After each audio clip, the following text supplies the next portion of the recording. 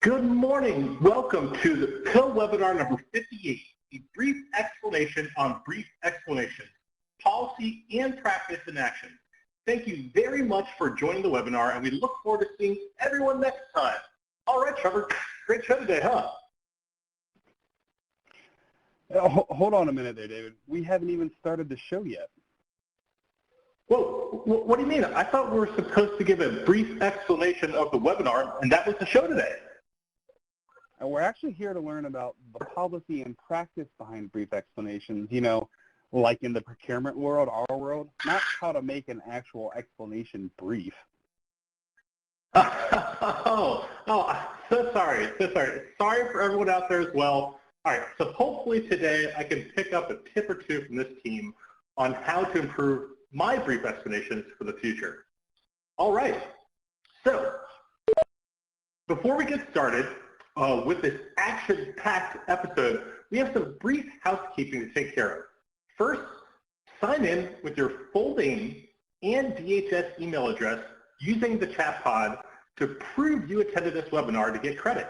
If you didn't type your name and email address in the chat pod when you entered the room today, please go ahead and type that now. For example, David Jablonski and david.jablonski@hq.dhs.gov.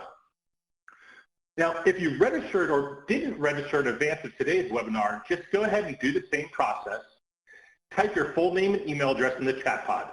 If you did not register on CSOD, you will need to track the CLPs you earned today manually. If you're on the phone only, then please email us at pil@hq.dhs.gov sometime today, and we will confirm your attendance for credit. If you do not type your email in the chat pod, then we have no way of adjudicating your attendance for credit, so please do so.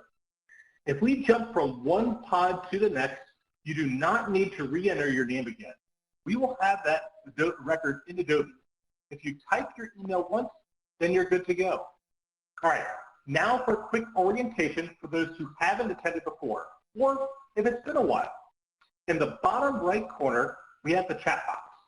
Not only is this where you type in your full name and DHS email address for credit, it is also where you can submit your questions at any time. We have dedicated PIL staff monitoring the questions, so please don't leave a question in your hip pocket. We don't want this to be a one-way conversation where the audience asks the PIL questions, so we encourage you all to interact with each other. So feel free to respond to your colleagues when there's something that you want to address. For those of you who are unable to sign into Adobe and are on the phone with the PowerPoint slides, you can still participate in the conversation. Email your questions and comments to the PIL inbox at pil@hq.dhs.gov. We have PIL team members standing by to take your questions. So in the bottom of the middle of the screen, you'll find some helpful PIL links. That's a download box that's right behind the poll questions that we have up. And in the downloads box, you can access and download the documents that we'll be going over today at any time. And all you have to do is click the upper right-hand drop-down to download all. You will see some poll questions, which you got right there we just talked about, throughout this presentation. So keep an eye out to be sure to respond. And you have the first two that you can see here. How many PIL webinars have you attended? And what is your primary role within the acquisition community? So please go ahead and fill that out. We want to make sure we have everyone accounted for. Now finally, there's a full screen option. Just click the square with the four little arrows to maximize, and then click it again to minimize. All right, that wraps up the clerical piece items.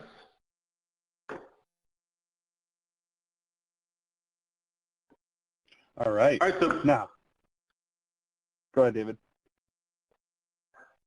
Oh, so previously on the PIL. All right, so webinar 57 was titled, Let's Talk, How to Get Program Managers to Volunteer for Technical Evaluation Team. A team from Immigration and Customs Enforcement, I shared how they solved this very situation when they established a new DHS-wide strategic sourcing vehicle for background investigation. They brought together stakeholders from across all DHS components together to formulate evaluation criteria and a procurement strategy that would meet everyone's different needs. You can find a recording on this webinar in the PIL homepage. So on the line with us today, besides Trevor and myself, we are joined by Nick Martinelli from Customs and Border Protection. Nick, can you come on and say hi to everyone? Good morning, DHS acquisition professionals. Great to be here and looking forward to the brief explanation. All right, thanks, Nick. We also have Kenneth Hill, Senior Policy Analyst from OCPO, Acquisition Policy and Legislation Division. Ken, can you come on and say hi? Good day, acquisition workforce. Glad to be with you today. Look forward to the discussion. Thank you. All right, thank you guys so much for coming on, and we'll hear more from them soon. But first, let's go over the poll questions. All right, let's see. Poll question 1, how many webinars have you attended? The big takeaway for me is 34%, or 14% over 10. And we have 23 folks. This is their first webinar. Well, I hope we can impress so that you come back for future engagement. All right, and then who do we have out there? Well, we got half 1102s and the rest about program managers. No procurement attorneys, and that's okay. We hope to have more procurement attorneys, and then we have some other folks. Now, without further ado, and to stay on time, I am going to turn it over to our tone from the top, Ms. Nina Ferraro. Very excited to have her here. She is the acting Deputy Chief Procurement Officer. Nina, are you there? Yes, I am. Good morning, Trevor. Thank you very much. Thanks to everybody for being with us this morning. It's great to be part of the 58th webinar of the PIL. And as you know, today's webinar is kind of important, especially now at the end of the fiscal year, because all of you, as you're making, you know, an accelerated pace of contract awards at year end, I know you're also planning on how you're going to provide brief explanations for some of those awards and tailor them, obviously, to each of your requirements. So this is really timely and a great webinar to be participating in. And thanks to Nicholas and to Ken, who are with us. I heard your shout out there at the beginning. So glad to have you all participating and sharing your story. So why is it important to be transparent and knowing what the rules are around these types of brief explanations? Well, it's because vendors, as you know, take time to respond to our solicitations. They really hope that they're going to be the ones that get selected for an award. But if they aren't, obviously they're looking for additional information because they really want to have a better understanding of what they can do better on their next offering so that they can get closer to getting an award. And they want to make sure that what we said we were going to do in the solicitation was actually done in the evaluation. So, you know, because of this, it's important for us to really be transparent with our vendors, and especially the small businesses when we're giving those brief explanations, because they really want to improve their chances for the, you know, the future procurements that they're bidding on. It's also really important that we give them enough information, but that we also know the rules on what's allowed to be shared and what isn't. We want to assist our vendor community with improving their chances of success in the future. So thank you again for being here. I'd like to conclude, because I want to keep this brief in the spirit of brief explanations. I want to conclude by just saying, you know, asking everyone to really be open-minded to learning in this webinar, hearing about approaches that might be different from how you might typically approach similar projects. It's the diversity of these ideas and experiences that really make us learn and become a stronger community together. So again, thank you, Kenneth and Nicholas. Thank you, Trevor and PIL team, Dave, and everyone. Thank you all for taking the time out of your day, this busy time of year, to hear about these stories. And with that, I'll turn it back to you, Trevor and David. Thank you again. Awesome, Nina. Thank you so much. Moving on. We like to stay on time, right? Okay, slides are coming up, and let's see if you guys can guess the theme for today's webinar. As it's popping up, we'll go ahead. Oh, that's okay. We're going to go right up to the first slide and talk about our brief explanation. So we have here our two superheroes today. This is Volume 1, and it is Policy and Practice in Action with Nick and Ken. So here's our nominal agenda for today. We're going to introduce them. We're going to go over the FAR and the policy and how they relay brief explanations. We'll have a really awesome story from CBP where Nick's going to dive his brief explanation and how he conducted these tailored to his appearance. You can't have a comic book without having a villain, so we will have some thoughts on that at the end, and we'll conclude with key takeaways from each of our speakers. If you've never met Nick and Ken before, well, there's Nick on the right. And since he is our superhero today, we'll go ahead and throw in his superhero mask. And the picture of Ken, well, that's already a superhero. That's Blue Marvel. And so that will be representing Mr. Kenneth Hill today. You see them in the icons down in the bottom left-hand corner as well. David, can you refresh us? Yes, I can, Trevor. All right. So webinar number 46, those are phone interviews in the PIL's first Court of Federal Claims decision, CBP Transportation BPA. In that webinar, we covered the confidence ratings, on-the-spot consensus, advisory down selects, streamlined documentation, and interactive dialogue. Then PIL webinar number 54, innovations from outside DHS, stories from 3 new PIL coaches, PIL acquisition workshops, or PAWs, and you can take a pause or request them by contacting the PIL team. And we also have select best suited and negotiate, and also discovery. You can view all of these on our PIL webinar homepage. Outstanding. Thank you, David. Moving on to slide number 5. Part 1. We're separating this comic theme into 2 parts. We have policy and action, and there we go. There's our action. Slide 6. Okay, now, it's really important to go over what are the big differences between the two. Well, you can go out there and Google some differences, but these were ones that stuck with me. Most notably, when you look in the FAR, there are 93 total words in 3 distinct sentences regarding brief explanations in the entire FAR. Now, when you look at debriefings, well, it's a little bit bigger. There's 2 entire subparts, 858 words just in Part 15. So that gives you some perspective for how prescribed those procedures are in the FAR. And I didn't even touch Part 16. This is just Part 15. Ken, anything here stand out to you?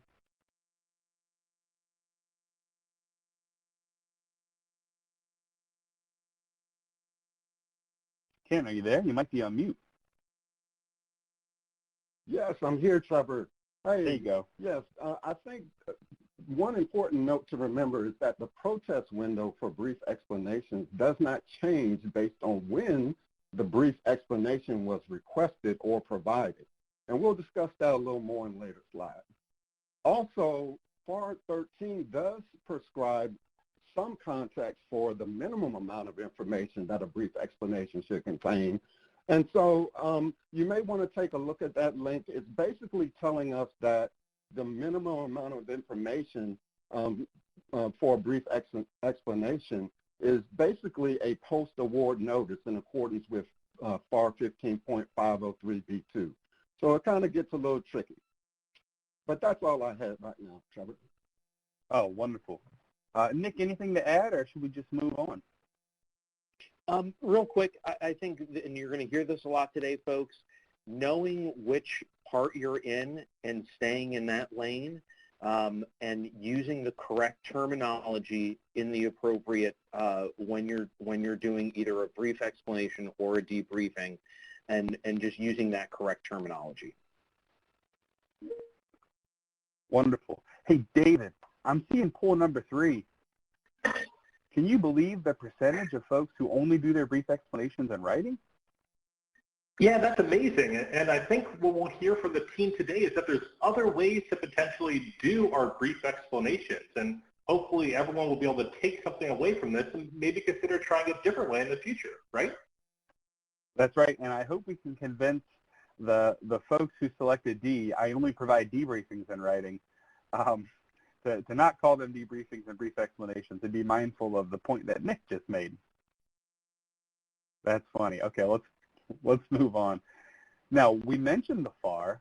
We thought it would be good to show you what the FAR says. So here we have the 3 sentences that are in the FAR that talk about brief explanations. This is it. As far as the FAR goes, these are the 3 distinct statements that are made. You'll notice how we covered on the previous slide, they don't tell you how to do them. The contracting officer has discretion for how these sessions are going to be done. Now, how does that compare with policy? Well, we did the same thing. We pulled out the 3 sections in policy that relate to these brief explanations. Again, I noticed that the middle one is blank. Hey, yeah, Trevor, that's correct. The middle one is blank. I think I will take a action item and talk with that APL policy analyst to see. I think what we probably intended on is putting, or actually referencing the same information in 405-2 and 405-3. So that's an action item for policy. That's right. And we'll go ahead and we got some polls coming up.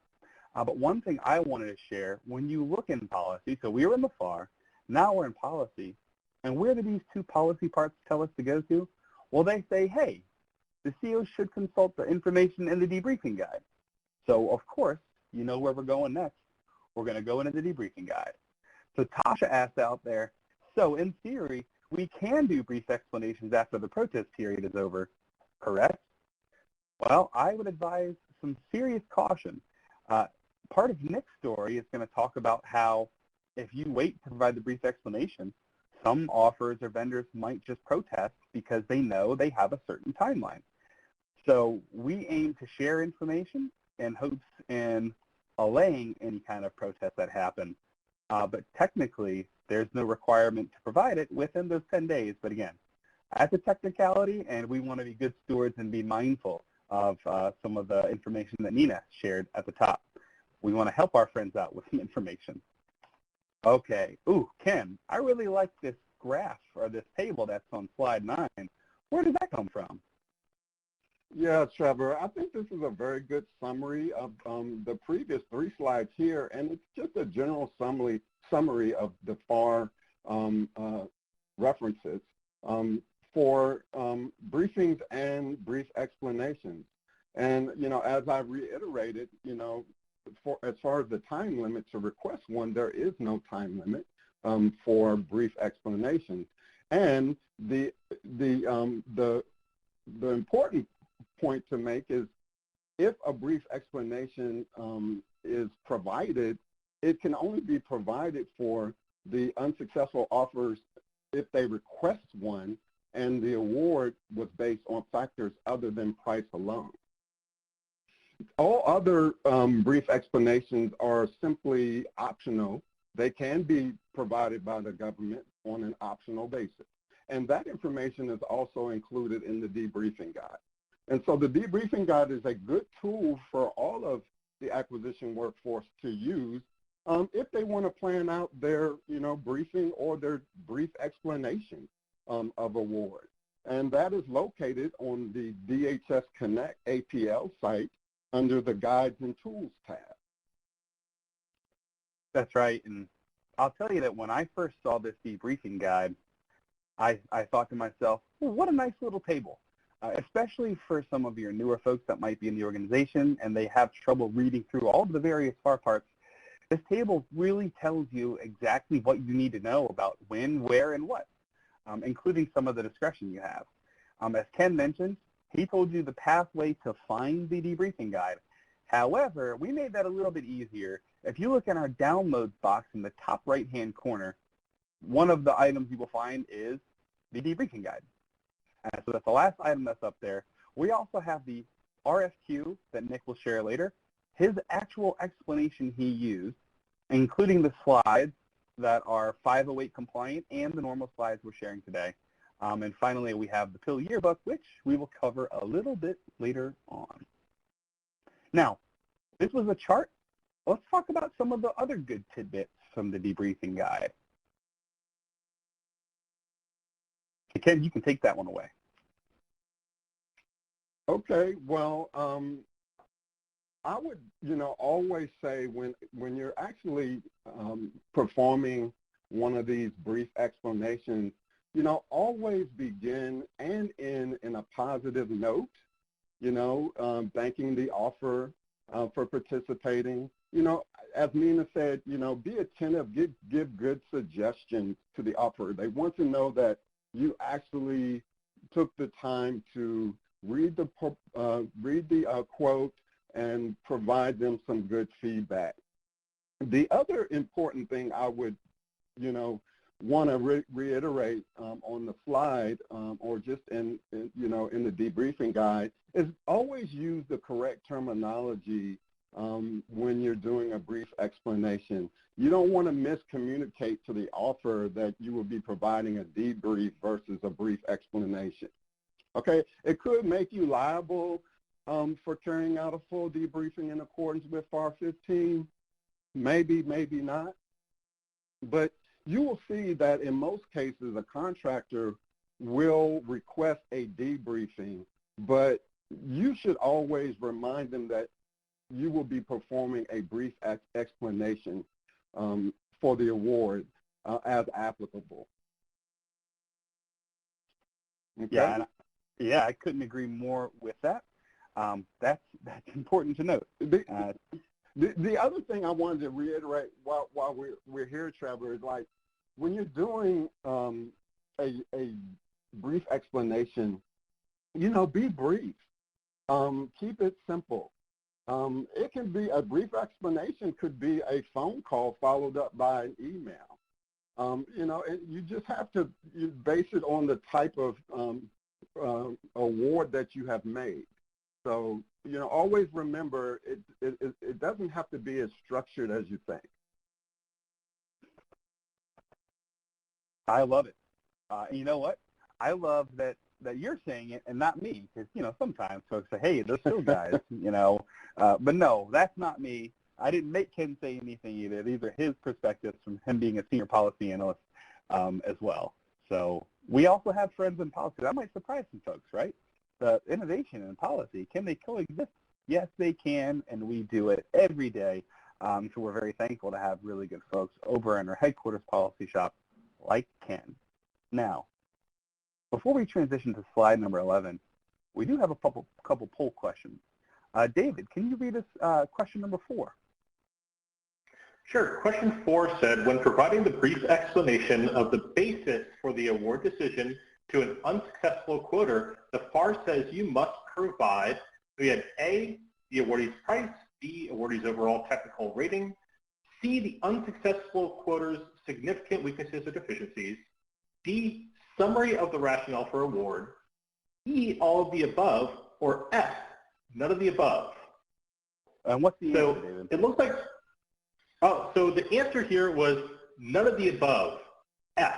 So it looks like we had 9 people, or about 7% that answered that one correct there. We got some changes coming. Right, and David, the crux of that is we're talking about the brief explanation and what the FAR says you must provide. We're not talking about the unsuccessful notification that goes out, you know, on the early end of the process. Some of that is required in that unsuccessful notification, but not in the brief explanation. And how about poll number 5? Yeah, so poll number 5, we have here which of the following FAR parts allow for a brief explanation instead of a debriefing? Select all that apply. So we had a mix of people here. It looks like A, B. So anyway, so the correct answers here for select all that apply are B, D, and E. So all those that selected B, D, and E, which is FAR 16.505, B6 orders less than or equal to 6 million. And then it was FAR 13.106-3, C and D for SAP. And also E, FAR Part 8.4, orders and BPAs. If you selected all 3 of those, you are correct. All right, thank you. It's good to have these quick FAR refreshers. Now, moving on. Now, Ken, I think we covered a little bit more of this, but is there anything else we should be cognizant of from the debriefing guide here? Yeah, so I would just caveat my last statement with, when I said, hey, yeah, it could be a phone call, but sometimes you get into a type of requirement where you know, a brief explanation can turn into something different. So I would caveat that with a more structured FAR 15 type a brief explanation can be given. And as far as the documentation, the more you move towards a more structured brief explanation, the more you should think about how to document your contract file. Absolutely. Even though it says it's not required, you know, if you're still within that protest window, certainly it makes sense to have that information on hand, at least a summary of what you did if you have nothing written down. So that always can be a best practice. It doesn't really take much time. At the bottom, we have Dilbert. You can't have a professional office type presentation without Dilbert. And so you can see this one, you know, we don't want to be rude, right? Flag me when you're done talking about whatever it is. So the key here is we can be brief, right? So we don't want to talk too much. We don't want to say too much. We don't want to say too little either. Now, we did have a question out there that said, so nothing is required for a brief explanation. You saw the FAR and you saw the HSAM and the debriefing guide. The debriefing guide says that this isn't required unless it's by regulation, and the FAR says no regulations say what's in a brief explanation. So the contracting office or the team has the utmost discretion on how they go about doing their brief explanation. So we'll see from Nick here in just a little bit of how his CBP team conducted theirs. And Maria, and Trevor, may I add a comment?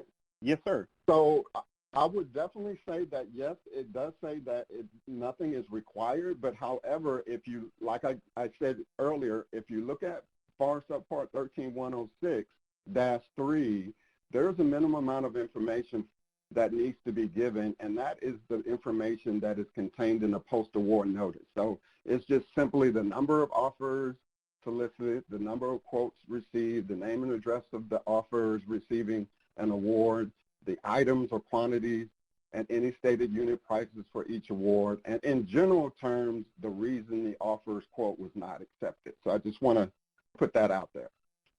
That's right. And if you've already done that in your unsuccessful notice, like most of us are used to for our procurements, then the brief explanation aspect doesn't have anything beyond that. And Maria brings up a question about requesting a debrief.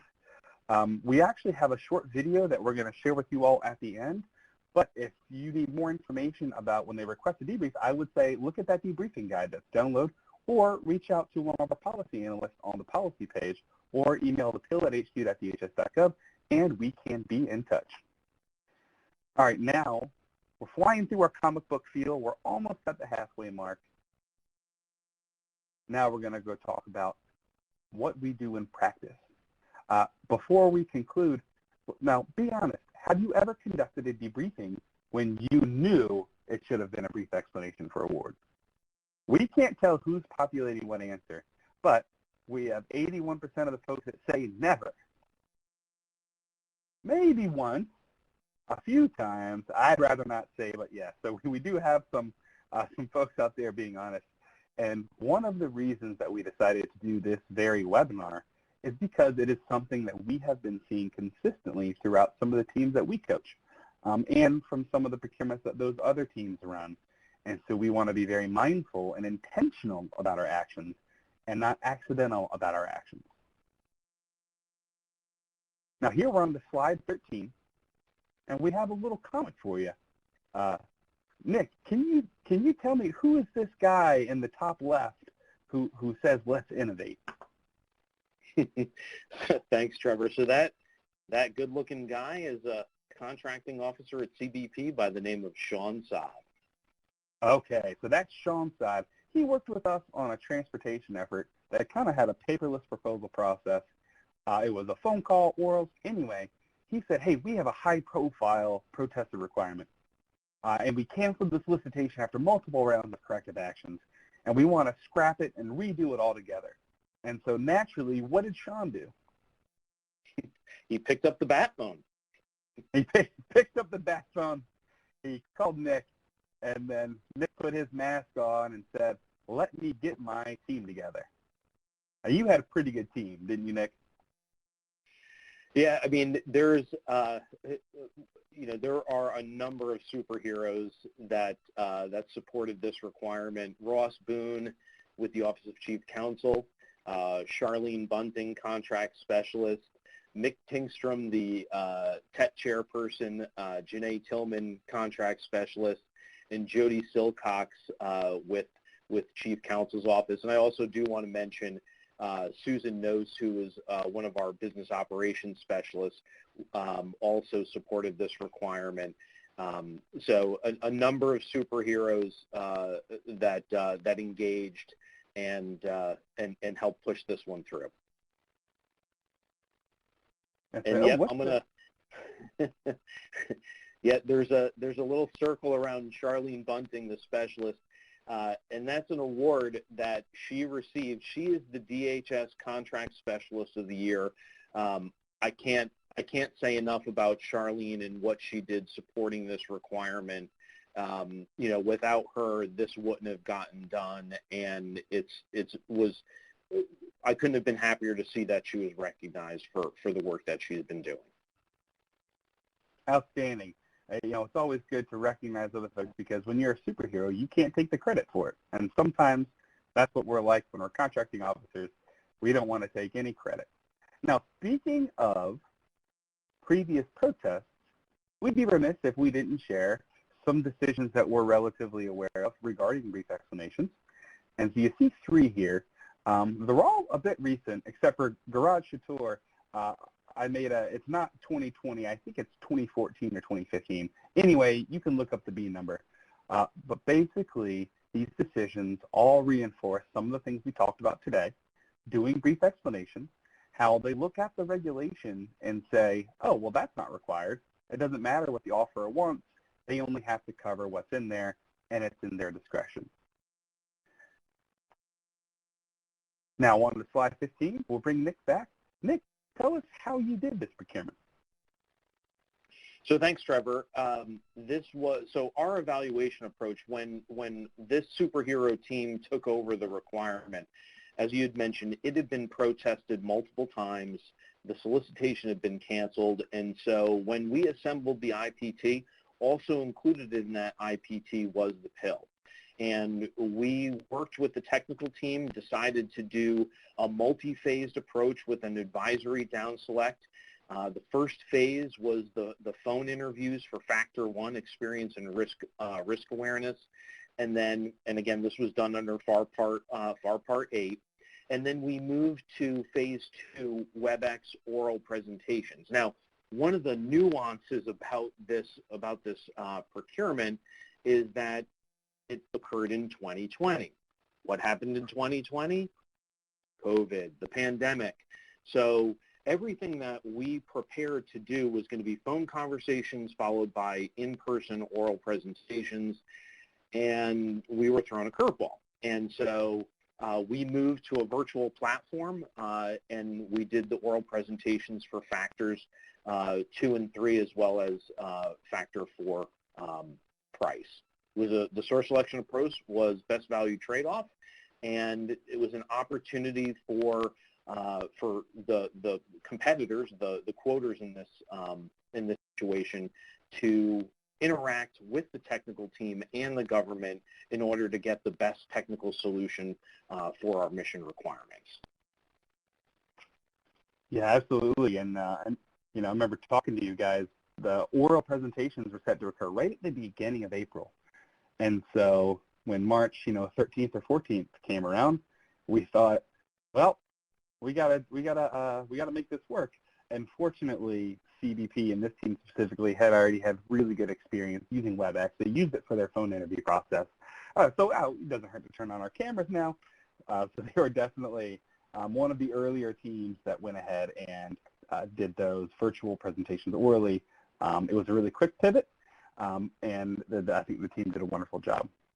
One of the things I will note, Nick, it says in there a 60-minute estimate. And so that's a nice twist on, I think, the first couple times that CBP did this approach was they had a firm 60-minute time limit but they were mindful now to put it in an estimate. Was that just because you wanted to make sure if you went a little over, you know, you weren't locking yourself in with the solicitation on the time allowances? Yeah, it's exactly that, Trevor. You know, the thing that we did is we put the estimate in there so that if it went less than 60 minutes, we gave some time back. But then we also had time on the back end as well to be able to address any questions that came up from the technical team to the quoter, and it just allowed us the leeway to get things done. Outstanding. We continue to adapt, right, to our new procurements. We learn from old procurements, and we adapt for our new ones. And it's just what this team did, and in more ways than one. And so just so everybody is made fully aware, slide 16 shows the various techniques this team did. They had oral presentations with dialogue, confidence ratings, down select, advisory, on-the-spot consensus, documentation, phone interviews, and rates-only pricing. So we hope to share more about their rates-only pricing approach in the future, but that's not the concept of today's webinar, but it is included in their RFQ, and I think it's a very nifty approach. Okay, moving right along to slide 17. Nick, tell us about how you guys prepared and talked about how you were going to do your brief explanation for this procurement. So thanks, Trevor. I can't stress enough the amount of time and preparation that went into what we were doing and preparing to make award, but then also know what we had to do post-award when after that time.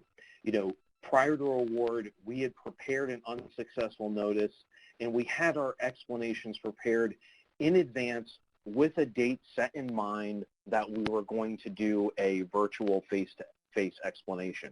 We sat down with the technical team and said, hey, we're going to do this stuff virtually, and we're going to do it, it's going to be face-to-face the best way that we can.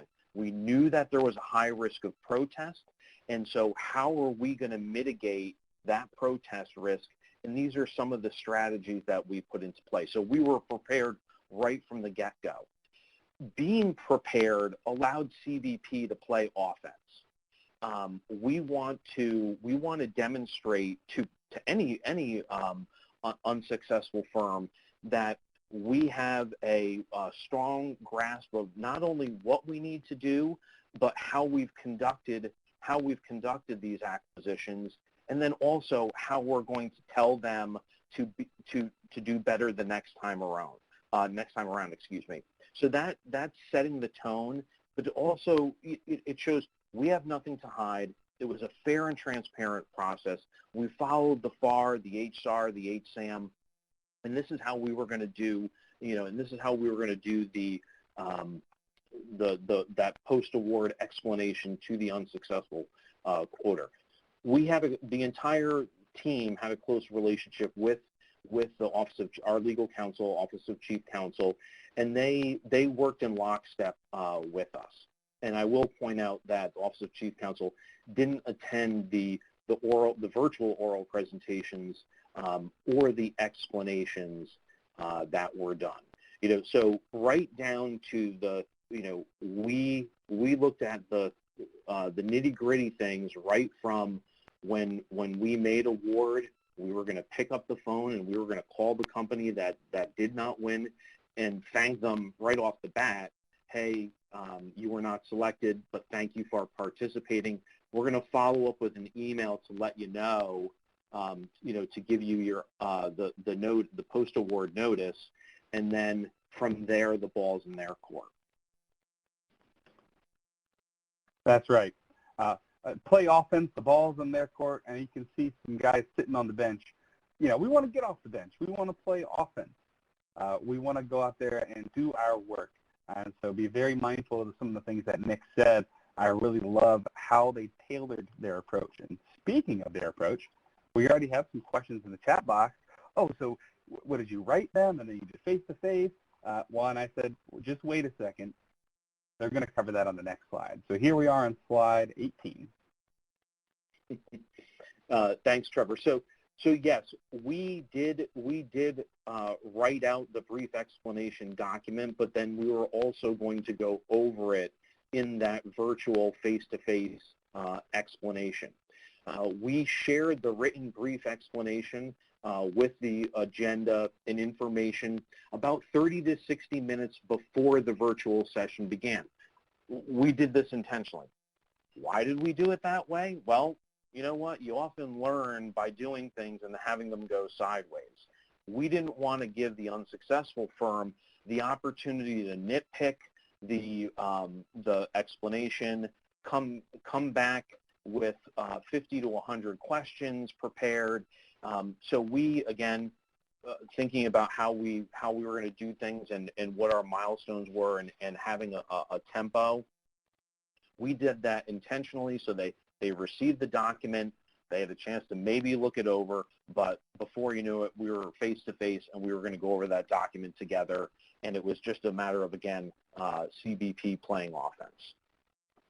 You know, in terms of the actual content of the document itself, you know, right off the bat, you know, we said, here's the primary objective, and again, we're using the terminology, you know, brief explanation, basis of award. This is the information you're going to be provided is going to help you do better future proposals, because ultimately that's what CBP wants. We want, not only does the quarter want to do a better job, but we want better proposals in the future because we want better solutions for our mission requirements.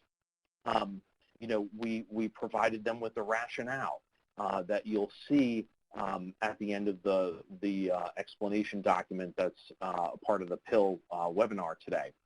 And then we also allowed the unsuccessful quoter to ask questions at the end. The one thing that we also did was, you know, they were allowed to ask questions, but we talked about preparation. The technical team, the contracting team, we did a dry run of this brief explanation, this virtual meeting, to be prepared. What was the content? What was going to be the cadence of the meeting? When it came to questions, to let the technical team know that the contracting officer was in charge of the meeting, that they were invited to ask relevant questions, but if the contracting officer couldn't answer it, if it was in scope, then I would turn to the tech representatives and ask them to answer the question, you know, for them. Again, because the unsuccessful firm did not receive the document 2 days before the meeting, they had very few questions to ask us. So again, the theme of preparation, we want to come across. We also want to talk about the structure of the brief explanation that we provided. We knew, again, because of the risk associated with this acquisition, there was a high protest risk. We wanted to be transparent. So the content of that brief explanation was very, very robust. We knew, again, another strategy to mitigate that protest risk was to provide them with as much information that we could in order to also say, look, this is everything we have. There's nothing you're going to gain by protesting, and somehow in discovery you're going to find more information. I didn't say it that way, but I said, hey, this is all we got for you. So it was, we wanted to be robust with our explanation in order to sort of, you know, have them leave with a, wow, you know, what are we going to gain by protesting this acquisition again? And again, you know, you mentioned earlier, Trevor, and I'll wrap this up. The previous iterations of the acquisition, because we had the date set in mind, there were protests filed because they didn't want to. They knew the timeline under FAR Part 8 is different than Part 15 in the debriefings. So, you know, we had everything prepared and ready to go in order to, again, theme of playing offense, being proactive as opposed to reactive. Yeah, and I love that very much so from how you guys went about it. And we've had teams do this too.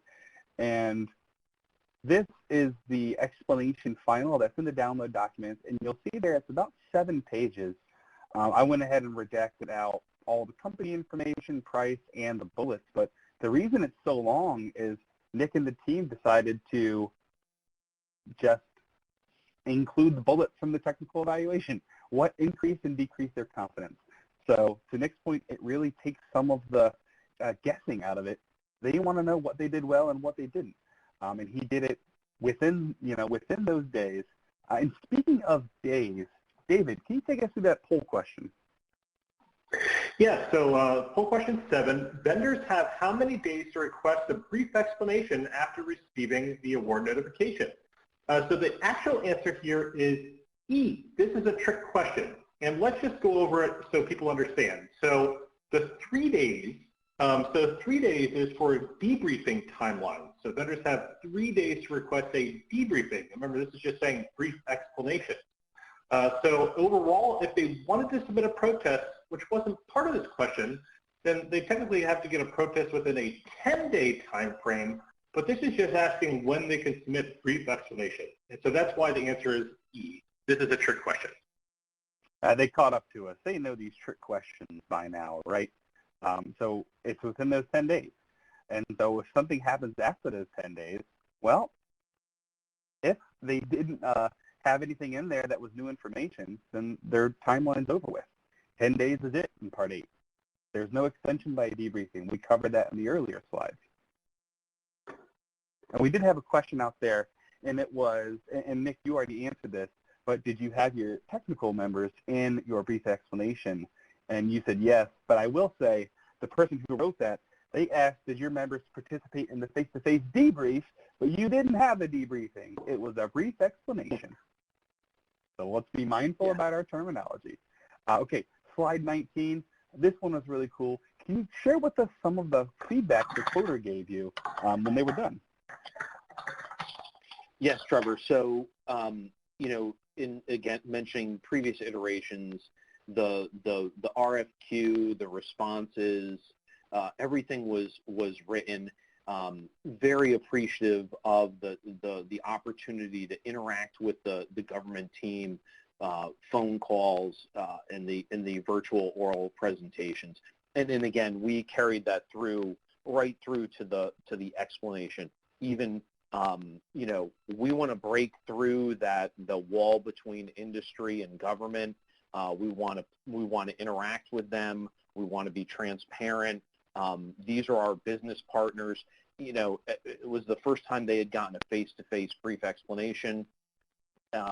You know, and there was somebody new that they had to use it as a training opportunity to interact with the you know, the government team. So there was a lot of positive feedback from the quoter. And Nick, we had a question. Did they protest this time? They did not. Huh. They did not. And maybe that's why you got the feedback that you did. You know, it was professional. First time they got a face-to-face. And who knows which one was most meaningful to them. But we recommend sharing what we can, being professional, and really treating them like adults in this process. Like Nick said, the more we... Go ahead. Yeah, one other thing I was going to mention, you know, is, you know, the folks that we were talking to, they have other contracts with, you know, with CBP. So it was also an opportunity, you know, I was saying, hey, you know, to one of the folks on there, you know, we have another contract action that we're going to be getting to, and you know, just so these are people that we work with day to day, and they're competing for more work. So it's you know, there's, you know, while it's a uncomfortable discussion sometimes, you know, again, we're going to be seeing them, you know, that week, the next week, to do other important work. And so it's important, again, another reason to do, to interact with them, even in, you know, what can be perceived as an uncomfortable environment. Yeah, 100%. And that brings us over to slide 20 to wrap up some of the things that you talked about, and I put a pointer on it. And this was one that Ken was very mindful of from the debriefing guide. Stress how much you appreciated their support here and the hopes of seeing them in the future. You know, remind them how much business you guys have together and that you want to continue that professional dialogue and exchange as much as possible. Being transparent, and I can't tell you, I think, how valuable it is for both government industry if we share pieces of our evaluation reports with the companies. Sometimes, like the last time Nick said, they just protested because they didn't even get their brief explanation yet, but they only have 10 days. And so if you don't share and they only have 10 days, you know that can be a risk in the process. 100%. Okay. I see that last one. That last one is something that Nina spoke very in-depth to. Tailor each brief explanation. And Nick, you don't do every brief explanation like this one, do you? No, CBP doesn't. We tailor it to the award, what FAR part we're in, what type of assessment of the risk that we have, and so it really depends on that particular situation. Doing everything again in accordance with the FAR, the HSAR, HSAM, and that's gonna lead to, and it has led to, great outcomes. And did you look at the debriefing guide when you were settling on how you were going to use? Now, you did yours before the revamped debriefing guide came out in December of 2020. So did you use that, or were you already such an expert in this field, you knew what you were doing at that point? Well, while we may be superheroes, we did use, so to answer your question, yes, we did use the debriefing guide and looked at it, because knowing our content, knowing what our requirements are, knowing how we're going to be speaking with industry and telling them that they were unsuccessful. So it's just because we've done it before doesn't mean that either things have changed or that we shouldn't go back and double check what we're about to do. And again, we're business advisors, and we have to be able to prepare to tell our technical team, the folks that we're working with, hey, here's what we have to do post-award. So things don't end when they turn in their consensus documents or evaluation documents. They're really working with you right through to the very end, and with that post-award meeting. Outstanding. Yeah. It doesn't stop when you make awards. We got to be ready to go, because sometimes it can only just begin when you make an award. And you had a situation like that, for almost a couple of years. It only started when you made an award. So let's make sure we have the time to complete the process. Moving on to slide 21, this really sums up some of the best points about today. Nina harped on this very well. We have to tailor everything we do. Like debriefings, brief explanations must be tailored to the size and complexity, the history, how many you got, who the players were. And in Nick's perspective, he had two big government players. They weren't small companies by any stretch of the imagination. They knew what they were doing, and they've done this many times before. And so that all added into how he considered his process. Now, slide 22, the villains, right? And here's some of the, the cinematic villains. I think that Batman's face, we had a little bit of a Batman flair today. And so, Nick, who's the best villain out of this group? I'm partial to Penguin, but that's just me. I love him. All right, and Ken, how about you? I'm going to go with the Joker, Trevor. Oh man, yeah, he's very villainous. I would say the reason that we included this is because, and someone put in the chat box, lawyers. Well, not for this team, right? Lawyers definitely were not the villains. But if that's your perspective, we're happy to hear more. But really, it's, you know, if I had to pick one, I'd say Two-Face, because it's all on us. We make this process so much harder than it has to be sometimes. So following this model that the team did, you know, had a really good outcome. And the more teams that we hear, and it's not just this, so the Two-Face was a lawyer. I guess he was. He was the DA. That was not intentional by any stretch of the imagination. But we actually have several teams that were PIL projects that the quoter said that the reason I did not protest is because the team shared with me my evaluation report and why they made their decisions. And so that can be a powerful tool, even when we're not forced to include that level of detail. Please consider that in your next go-around. Okay, we got final thoughts. This is our 15 to 30-second takeaway. Ken, what would you like to leave the audience with? Hi, Trevor. Again, thanks for having me. And I'm going to reiterate what you just said. Sometimes we are our own worst enemies. So my takeaways will be when we're conducting these brief explanations, remember to kiss it, keep it simple, stupid. Try to stay away from very structured brief explanations for non-complex evaluation processes as applicable. Use your solicitation and your evaluation information as a basis for your brief explanation. Provide the valuable feedback that's been said over and over again. Use the correct terminology. I'm doing a brief explanation of an award decision. And the last thing I would reiterate is, as stated in the CBP award example, get into the habit of planning the contents of your debriefing or your brief explanation as you plan your acquisition strategy. Don't wait till the very end and decide, oh, what am I going to do?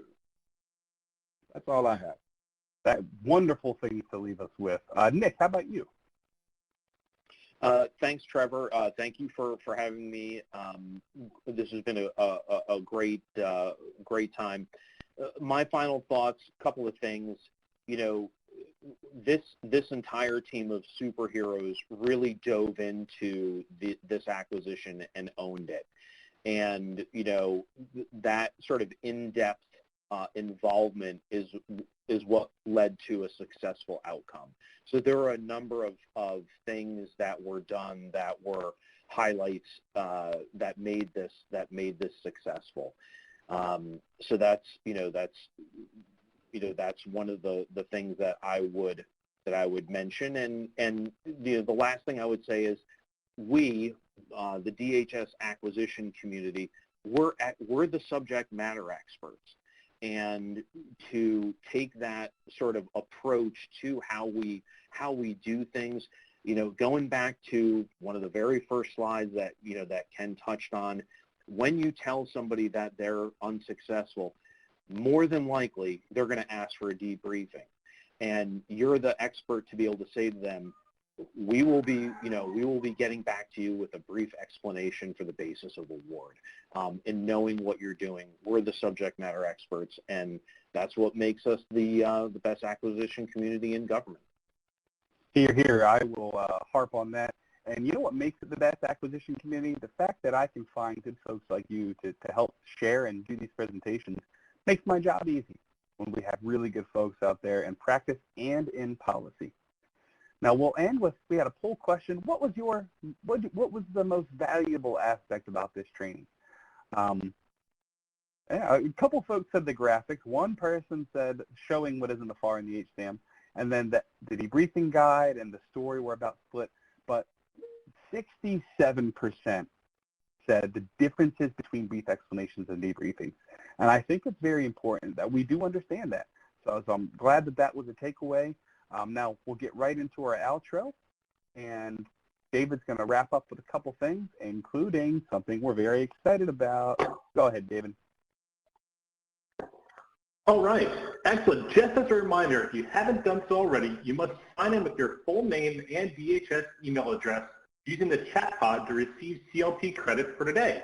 So our new series that's coming out is a PILcast series. And these are available today on our YouTube channel. This is a new micro series available on different procurement innovation topics. Each episode will be 10 minutes or less. There are 2 currently available. We have the pilot episode with the new DHS CPO, Paul Courtney, and also efficient timelines for debriefings. Make sure to check those out, and you can access each one of them directly from the Pill homepage on our YouTube channel. Over to you, Trevor. Yeah, outstanding. And we didn't include a slide for this next piece, but we do want to say we have launched the 2020 Pill Yearbook. It is available on our internal page and our external page. And go ahead, and it's also one of our downloads. Very excited to share stories and perspectives from our previous year. And it's charting the course for procurement innovation. So it is a kind of nice lighthouse ocean theme. And if you don't have access to YouTube on your government computer, it's accessible from any computer, but we will have links and try to upload these videos as MP4 files to our DHS page as well so that we can have them. All right, and remember, visit our homepage where you'll find recorded webinars with the corresponding documents, other useful resources such as the Pill channel, and if you need help, the Pill one-pager, you can go ahead and click on that on the Pill homepage as well for any assistance that you need. Just a reminder, if you need any samples here at the end of the fiscal year, you can find them all out on the FAI.gov periodic table of acquisition innovations. Be sure to check that out for any assistance. Thank you all for coming, and see you at the next Pill webinar.